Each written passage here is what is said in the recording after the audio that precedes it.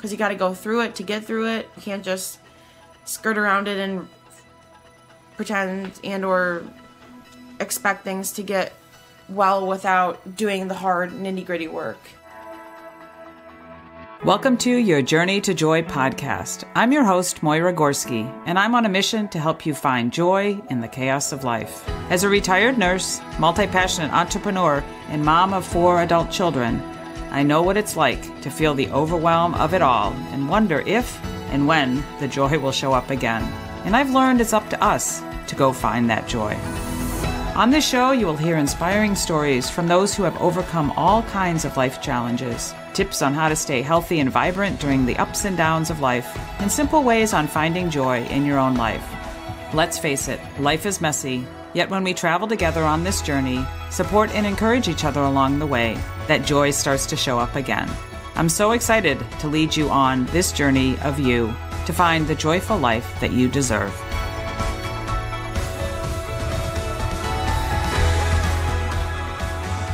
Well, here we are again. Welcome to the podcast. I'm your host, Moira Gorski. So here we are again. I say that because my daughter is sitting next to me. And if you've been following along for a while, she was in this seat about 3 years ago. And so I have been talking about her coming back to sit next to me for a little while. And we just got it taken care of today. So we are sitting here and we're going to have a little chat about things.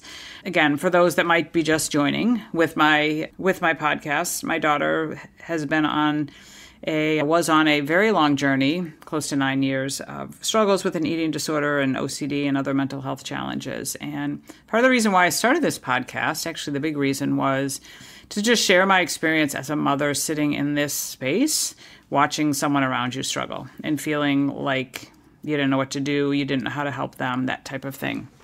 So I've learned so much through that journey, and I wanted to share that with others and also share stories of hope and recovery. And boy, were those stories really helpful for me, as well as those that have listened to them. So I asked Anna to sit down with me about 3 years ago when she was home from her most recent treatment stay for about, I don't know, she'd been home maybe a couple of months. I don't know. It hadn't been that long because I think it was February Eating Disorder Awareness Week. Yeah, it was less than a month. Something like that. So she's been here since then and just really doing great and really thriving. And I thought, and she suggested chatting again, and I think it's great because I want her here too. So we are here to just have a fun, casual conversation.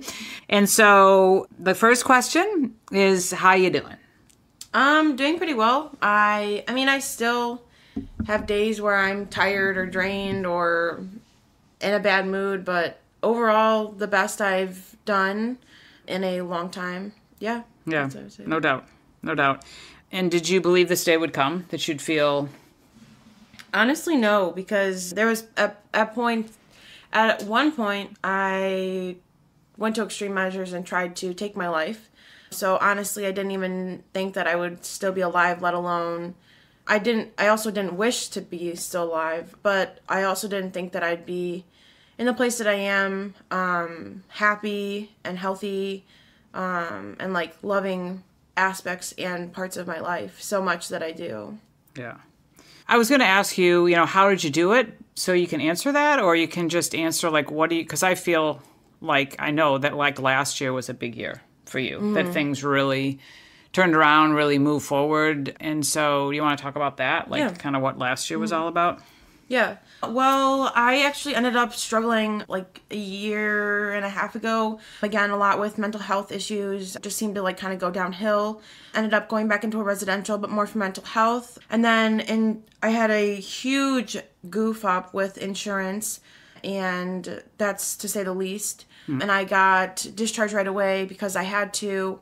And my outside providers, except for my God-given therapist, she is amazing. But other than her, everyone, and my psychiatrist, but everyone else, they couldn't see me anymore because of the insurance issues. So I was like, well, I guess I don't have a dietitian anymore, and I guess I'm going to do it on my own because I might as well just prove that I can do it without all this extra help. And I felt like I could. I also did TMS, which is transcranial magnetic stimulation. It helps with the brain. So it helped a lot with my depression and with the OCD.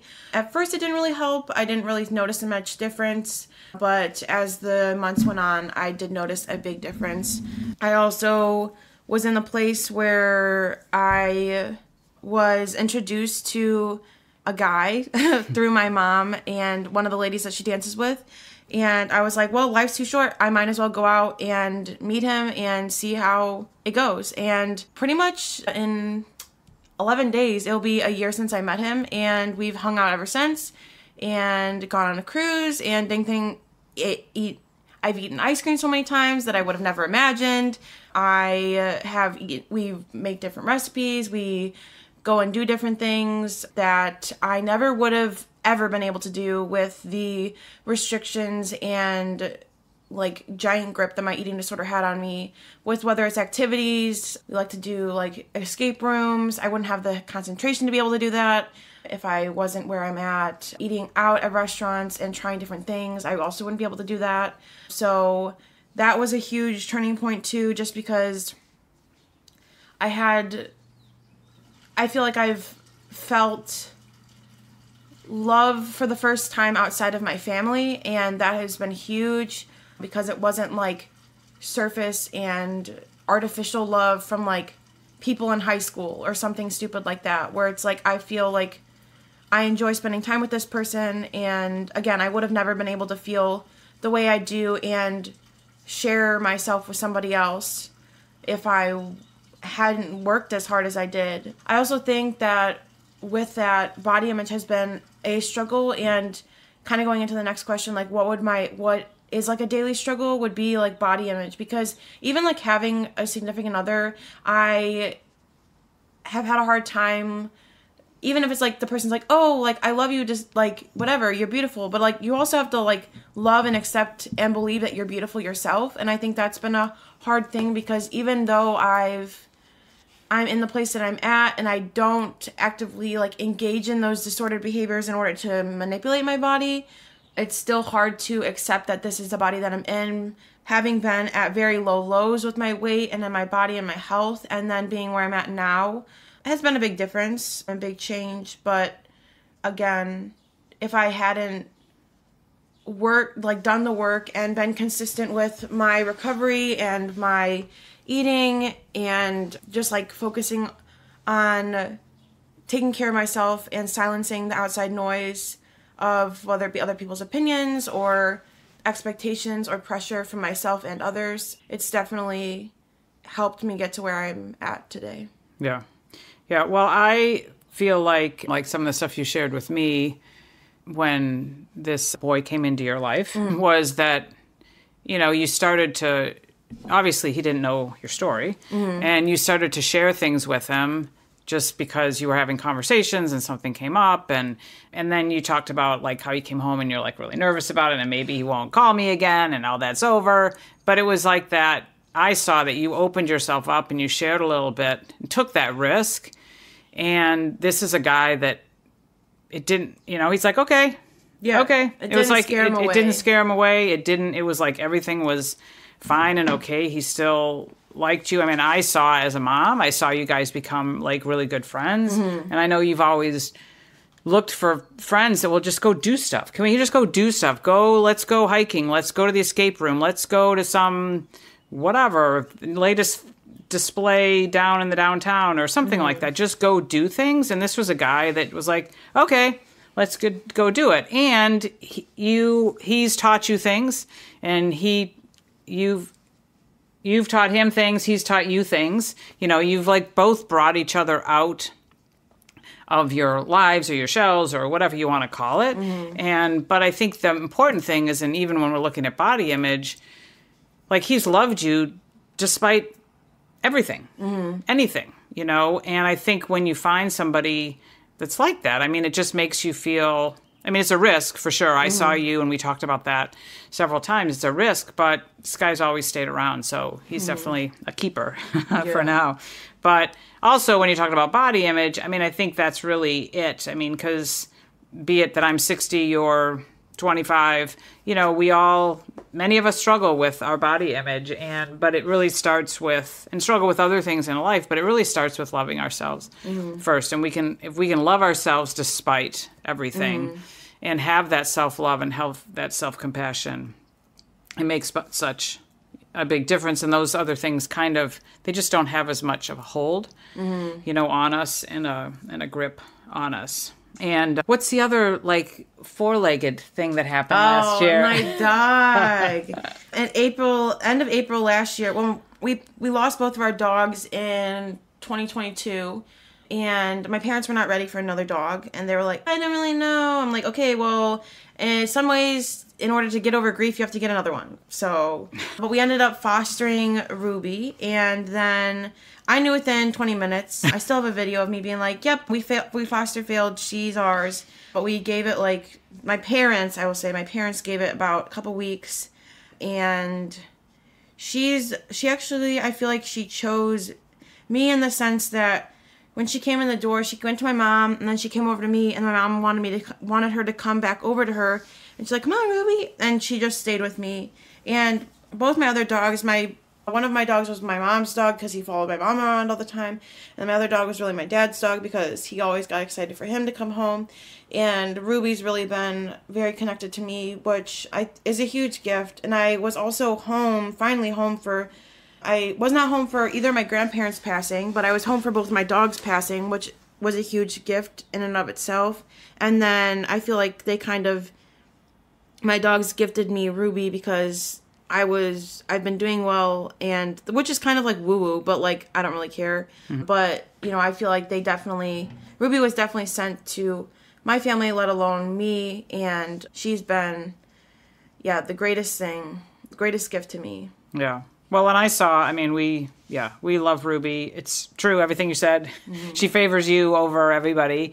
But I saw that all of a sudden you had somebody different to be concerned about and to care about. And it kind of took, what I saw as an outsider, it kind of took took your attention away from, you got to worry about yourself and again, get in your head and, all that. You had to take care of Ruby. Ruby needed you. And it really helped you, I think, move forward into not be so focused on you. You had somebody else in your life to care for. Right. And that really helped you. So I think those two things last year, a boy that we set you up. We didn't know if that was going to work. Never done a blind date kind of thing. And then Ruby. And so now you're working, you have a job. And I just think it's really cool how, I don't know if this job found you or whatever we all want to believe, but you chose this, to work here. And let's talk a little bit about your work experience now and what that's all about. Yeah. So I work at a residential treatment facility for eating disorders. One of my dear friends, she told me that she saw that there was a recovery coach position open for it. And I was like, I really teetered back and forth. I was like, am I really ready for this? Do I really want to do this? I want to do it. I've always had a passion for giving back and helping and being there for those who are going through the things that I deeply struggled through, because I know what it's like to have someone that can connect and relate, and also to have certain people work at a facility that don't know anything and they only know the clinical textbook type stuff. Excuse me. So yeah, it's been really interesting. At first I was kind of nervous about it all because I was like, I don't really know, how is this going to go? Is it going to be triggering? It has not been. If anything, it's been, every shift I seem to have something that reminds me and makes me realize why I'm at this job. Talking to clients about self-harm urges and why they, should not engage and what things they could do differently. And, also seeing, it is definitely heart-wrenching to see clients who I can really see myself in the past that I struggled. And it's also great to be able to laugh with them and, and do enjoyable things. We went to the arcade the other day. That was really fun. We did water balloon fight yesterday. That was really fun. But I think all in all, I've made them granola bowls with strawberries cut into hearts. I just try to go out of my way to do little things that either make them forget about why they're there, in the sense of like pull them out of their heads or be there for them. And I've definitely disclosed my own personal struggles with several of them, and the minute I do, their eyes seem to light up, because they are like, oh my gosh, someone actually, when they're telling me different things, they know what it's like to have gone through it. I was speaking to a client the other day, and she's been struggling, and she has a hard time expressing it to her therapist. She had seemed to write a letter, but her therapist didn't really check in with her about it. So I was like, hey, you know what? I'm going to check on this client. And she very thoroughly appreciated it. And I shared my personal experience. And again, like I feel like she felt more connected. And I was like, you know, sometimes I don't really, I mean, I can love them with boundaries. I can support them with boundaries. And I think, I don't know, the thing is, like, I always want the best for them. I also I know the silent ones seem to be internally struggling with a lot. People that talk a lot, I talk a lot, they're able to vocalize things more, but the people that stay silent usually are struggling a lot with things in their head. So it was definitely a good experience, and I felt very appreciative and appreciated when speaking to different clients. Because especially when you go through weight restoration and you're staying quiet, and then people think you're okay because you're not having a breakdown, but not everyone like processes things through a breakdown. So I think that's definitely been a interesting experience, being able to probe clients. And there's certain ones they don't want to talk, and I honor that and I respect that. And there's other ones that I feel like that's what they've been waiting for, is someone to come up to them and talk to them, because they don't know how to come up and ask for support themselves. Brought to you by Gorski Wellness and the possibility of a better you. Are you feeling sluggish?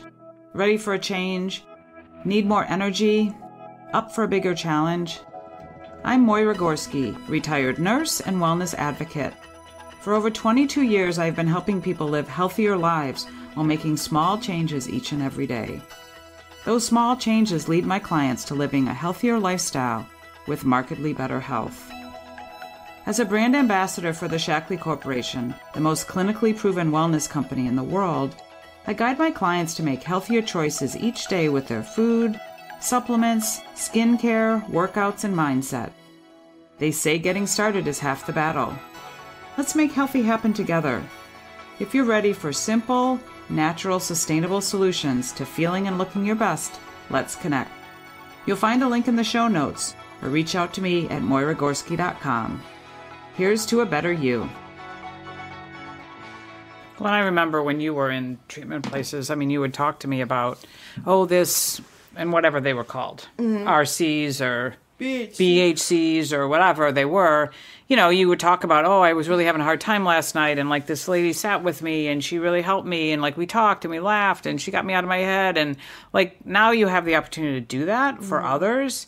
I know that, when you were applying for the job, you thought, I'm not going to get it because I don't have the college degree that they're asking for. And it's like, well, but as your therapist has said, you went through 9 years of trauma university. So like, come on, you have that lived experience. And I've been so proud of you to like hear you come home and talk about like, wow, yeah, I opened up and I shared, and she, it really helped her. And the clinical people are like, wow, you know so much. Like, how do you know so much? It's like, well, when you go through it, but I find it interesting. And I shared with you before we press record, like, just I feel like there's these full circle moments that are happening. Like, you come home and you'll share things about, you just really care for this girl and she's so great and she just doesn't see that, and she's just really struggling to recover. And I know I can't make her recover, but I just really want, because I really care for her. And I was like, okay, well, that's what I used to say.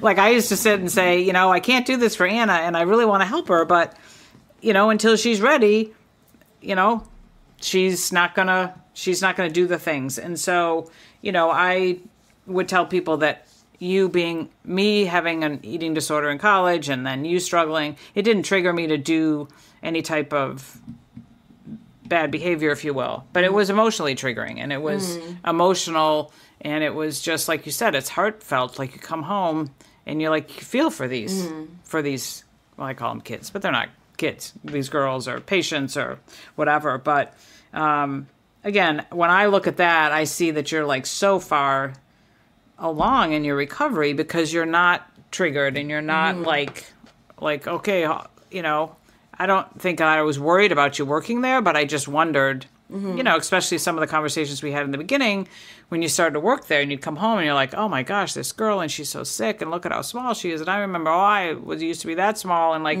so you don't want it to be this downward spiral. And I think that you're one of the best people to work at a place like that because you have had the lived experience. Yeah. You know, and people can be book smart and have some degree and letters past their name. But, you know, if they never went through it, there's just a certain something that you got because you've gone through, you know, that experience. You know, what do you think? I mean, are there certain things that like each day help to keep you strongly in recovery that would be good to share with the audience? I know specifics or generalizations. I would say I definitely try to take time, even if I'm like, even whether it's time where I'm being like quiet or time that I feel overwhelmed, I always come back to like things that I'm grateful for because that really helps me stay grounded in like why I'm doing what I'm doing. Because a lot of things that I'm grateful for now wouldn't be possible if I wasn't in the strong place that I'm in now.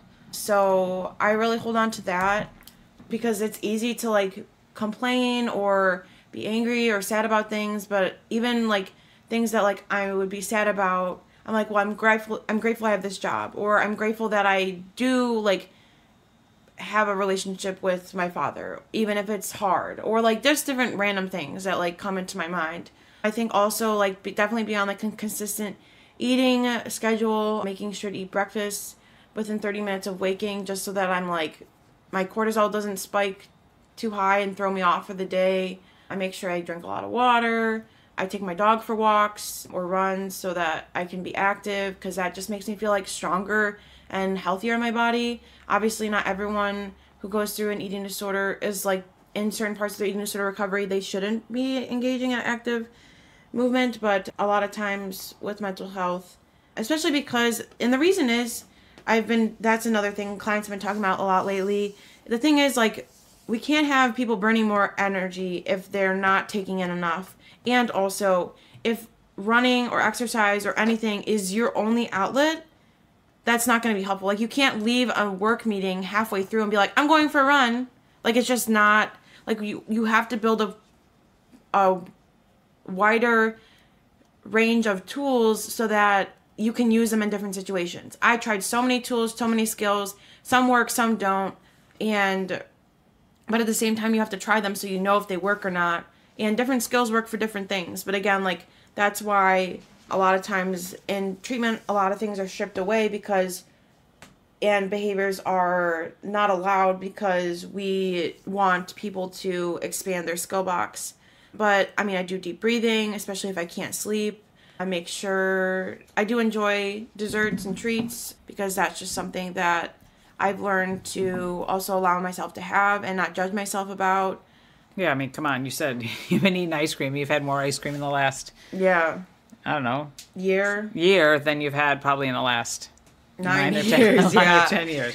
And then, you know, Anna's just become this, I mean, I've always loved to bake, but she has all these really cool treats that she makes, and she's introduced that to her boyfriend. You know, he didn't know his way around the kitchen at all, but now when he comes over, it's like, okay, what are we going to make? And what are we going to, and then he'll bring Andy's whatever that frozen custard over, so they have their treats and stuff like that. It's a pure, I mean, it's just, you know, I said once in my head, or maybe I said it to you, that like the minute you come in and from being outside or whatever, being away or being, you know, doing an errand or something, you come home and like just sit down next to me on the couch. Well, the day that I like take a deep breath and go, okay, I think she's, and I mean, it's happened. It's happened. And the day that I make pancakes for you and you eat them will be a great day. Now, I don't think I made pancakes for you, but I've had pancakes. But you've had pancakes. You've made them for yourself. So, you know, I feel like, well, this day is such a great day. Even a better day than, 3 years ago when we shared. As I started this podcast, I know I needed hope for myself, because it was when I started, that year of the pandemic was hard for all of us, but it was really a year that you were the most sick in your disorder. But, I share these stories, and I share this story today because there is hope. And I know for people listening, if you're in the midst of an eating disorder, or your daughter or son is struggling, like, you probably feel like, yeah, well, that's a bunch of BS. But the fact is, every journey is different, and recovery is possible. And we've talked about it so much, like, you were good when you came out of your last treatment place, but, like, I think your true recovery has happened since, that work that you've done since you were discharged, if you will, has really what's, the learned experience that has really helped you figure out your recovery and your, your way forward. Well, that's the thing. Treatment is a lot of times to keep people safe, to challenge people, and it's where growth can start. But real recovery happens, and real, like, the last nitty-gritty parts all seem to happen outside of treatment, because the real world hits you. You got adult jobs to do. You got to go back to school if you're younger, or if you're older, whatever. Like, there's always some kind of obligation. But in treatment, a lot of that gets silenced, or, like, quieted a little bit. But yeah, definitely. I mean, I think also when you decide to do the work yourself, it makes a big difference versus, like, being forced to do the work by somebody else, and realizing, like, the worth and the reasons behind it versus just forced into it. That also makes a big difference, because then you see, like, the value in continuing to do the work versus, like, oh, I'm just going to do this for now so I can get out, so I can go home, versus, like, I want to move out. I want to, further relationship. Maybe I go back to school. Like, seeing things a lot broader than just a tunnel vision that I used to have.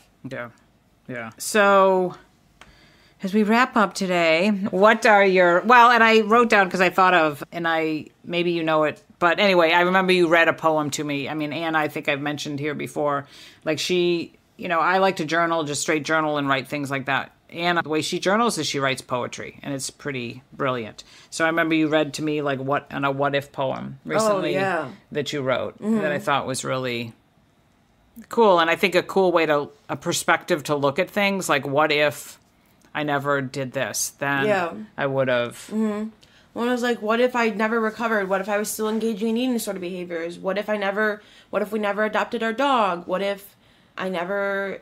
Just more like, what if I was successful with ending my life? Then I said, like, well, then I wouldn't have been able to stand up in 2 of my recovered friends' weddings and my brother's wedding. And I would have never adopted my dog. I would have never met my boyfriend. I would never have my job that I do. And things like that, because there's some points where, like, I still do have mental health days where I'm like, things are hard. Not as hard as they used to be, but it's still...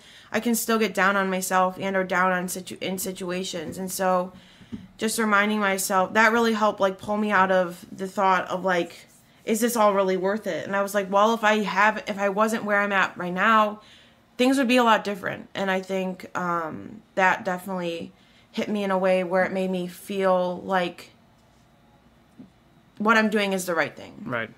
It's worth it. So what are some final words that you'd like to share with people, things that you haven't shared? Thanks for sharing today, Anna. It's been great. I know my audience, I love hearing it. I know my audience will love hearing it too, my small and mighty audience. But yeah, what are some last words that you'd like to leave the audience with? Well, one thing I told one of the clients was, keep speaking your truth, and the people who are meant to listen will listen, or meant to hear it will listen. Because a lot of people can not listen. They can hear you, or they can listen, but they don't hear you. So, always speak your truth, because that's really important. It's cliche, but never give up. Things do get better. The more you keep working on things, you got to do the hard things, because you got to go through it to get through it. You can't just skirt around it and pretend and or expect things to get well without doing the hard nitty-gritty work. And also let others hold hope for you. For a while, I could not see that anything was possible And with letting other people hold on to hope for me, I felt like that they held it until I was ready to hold it for myself. And I think that's really important. And I also think one of the biggest things too is like find an outlet, whether that's journaling, whether that's reading, whether that's listening to music, whether it's silence, whether it's meditation, whether it's getting an animal, whatever it is, like finding something that helps you let the air out of the balloon before the balloon pops. Because sometimes it's not as easy to talk to people for some people, or find people, find your clan, find your tribe. It's not necessarily going to be your family or your closest friends. It could be a teacher, it could be a pastor, it could be your family, friends, but I think definitely finding people or things that make you and help you feel supported. And recovery is definitely possible. Yeah. Yeah. Okay. Well, thank you, Anna, for joining me today. And again, everybody, thanks for listening as well. Again, I think you ended it up well. Yeah, recovery is possible. There is, we have to believe in people before they can believe in themselves. I know that I've had that in my life. And, somebody said, have I told you this before? So one of your therapists said to never give up hope, but don't expect for her to recover. I mean, sense. Yeah. I mean, it's a really hard thing to hear, but that helped me to I could still hold on to the hope, but it was that roller coaster of, oh, she's really good. And then the next day she's really bad. She just left the facility and now we don't know where she is or whatever. It's just that up and down roller coaster. When you give up the expectation that just because your child calls and says, hey, you know what, things are really good and I'm feeling great. I mean, it's tough, but it's you can't expect that that's going to last. Healing's not linear, so it's not an up and up and up kind of process. For some people it is, but a lot of people it's not. You have a good day, you have 3 bad days. You have 4 good days, you have 1 bad day. Things are not, even in real life, not everyone loves every day in their job. Not everyone loves every, it's not always, the weather's not good every day. Nothing is consistently... Change is the only constant, Right. There's always going to be change. And so it's holding on to hope for people, but not expecting that they're going to be perfect and or recover in the time that you are expecting. Right. Yep. Very good. Okay. Well, that's it for today. Thanks, Anna. Thanks for listening. And Thank you. Yeah, and we'll talk to you next time. Again, thanks for listening. And please share this with others who need a little bit of hope today, need a little bit of goodness. And thanks again for listening. We'll catch you next time. Hey there, ready to live a more joyful life? Considering connecting with someone who can help you? If so, I'd like to be that person. I offer a free consultation where we determine where the chaos is in your life and how you can learn to bring more joy each and every day. Visit my website, moiragorski.com, or simply email me, moira@moiragorski.com, with more joy in the subject line. I look forward to connecting, and I'm here to say there will always be some chaos, which requires a little juggling, but you can find joy and live your life intentionally filled with that joy. Let me help you on your journey to joy. And that's joy, the journey of you.